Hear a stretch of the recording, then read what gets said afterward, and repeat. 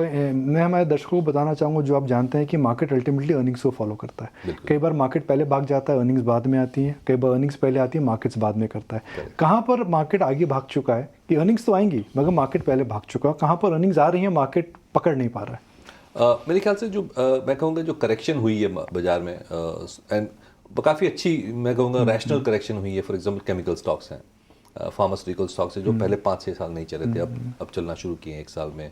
मैं कहूँगा काफ़ी जो डिफेंस और रेलवे लिंक स्टॉक्स थे वो भी पिछले 3-4 महीने में 20-30% के करेक्शन है। तो ये पॉकेट्स में एक जो थोड़ा सा फ्रॉथ हो गया था उसमें मेरे ख्याल से करेक्शन आई है।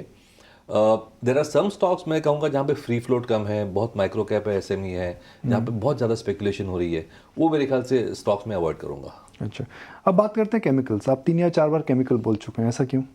क्योंकि केमिकल्स में क्या हुआ है कि अगर आप 2019 18-19 से लेके 2022-23 तक अगर देखें तो एक अच्छा दौर मिला था केमिकल्स को, क्योंकि जो ग्लोबल डिमांड थी वो बहुत अच्छी थी, और चाइना ने भी अपनी जो फैक्ट्रीज थी काफ़ी पोल्यूशन वगैरह की वजह से कॉन्सेंट्रेट करी और क्लोज डाउन भी करी थी काफ़ी। तो एक सप्लाई डिसिप्लिन आ गया था ग्लोब में, और उसकी वजह से हमने मार्जिन भी देखा और वॉल्यूम इंप्रूवमेंट भी देखा, तो एक अच्छा रन मिला।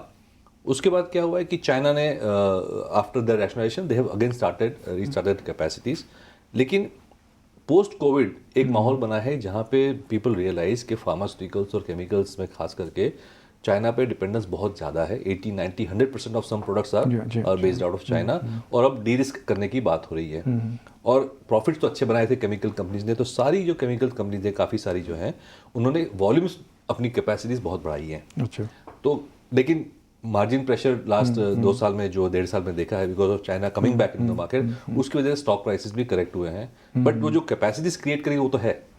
तो मैं अब जो बेट करूंगा केमिकल कंपनीज में, वो ये जो कैपेसिटीज ऑलरेडी क्रिएट हो चुकी है और नेक्स्ट 1-2 साल में इन्हीं में प्लान है जो ऑन स्ट्रीम आ रही है, उससे वॉल्यूम ग्रोथ हमको अच्छा दिखेगा। तो मैं मार्जिन पे इतना बेट नहीं करूंगा, लेकिन वॉल्यूम ग्रोथ डेफिनेटली हमें दिखेंगे क्योंकि मल्टीनेशनल्स को इंडिया से सोर्सिंग करना ही है। तो आप मैन्युफैक्चरिंग पे बुलिश हैं और काफ़ी समय से आप उस पर बुलिश हैं। करेक्ट। पर मैन्युफैक्चरिंग के अंदर हमने अक्सर देखा है जो बिजनेस होता है सिक्लिकल होता है, हाई मार्जिन बिजनेस नहीं है, डिस्ट्रप्शन आ रहा है। आप आज ये कुछ प्रोडक्ट बना रहे हैं, हो सकता है 5 साल बाद तो उसकी जरूरत ही ना पड़े। तो आपको क्या लगता है कि वो एक चैलेंज नहीं है? पिक एंड चूज तो करना ही है, स्टॉक पिकिंग तो हमें करना ही है। फॉर एग्जांपल ऑटो एंसिलरी बहुत एक बड़ा महत्व का सेगमेंट है, तो उसमें काफ़ी सारी कंपनीज है जो इंटरनल कंबशन इंजन पे डिपेंडेंट है, तो वो शायद हम अवॉइड करें। लेकिन काफ़ी सारी जो कंपनीज हैं, फॉर एग्जांपल जो स्ट्रक्चरल्स बनाती है, मिरर वगैरह बनाती है, उनको ईवी और नॉन ईवी से कोई मतलब नहीं है, तो दोज वोंट बी इम्पैक्टेड। तो इस तरह से स्टॉक पिकिंग करने के तो ऑलवेज स्कोप तो रहते ही है। केमिकल्स का मैन्युफैक्चरिंग के अलावा कोई थीम आपको समझ में आ रहा है? जैसे मैंने कहा, जो फाइनेंशियलाइजेशन ऑफ सेविंग्स वाला जो थीम है, वो एक स्ट्रक्चरल डेमोग्राफिक थीम है। एएमसीज हो गई, एनएसडीएल, सीडीएसएल जैसी कंपनीज हो गई, सो wealth management, broking, asset management, insurance, depositories, exchanges, सारी जो है जो सेविंग्स को एड्रेस करती हैं।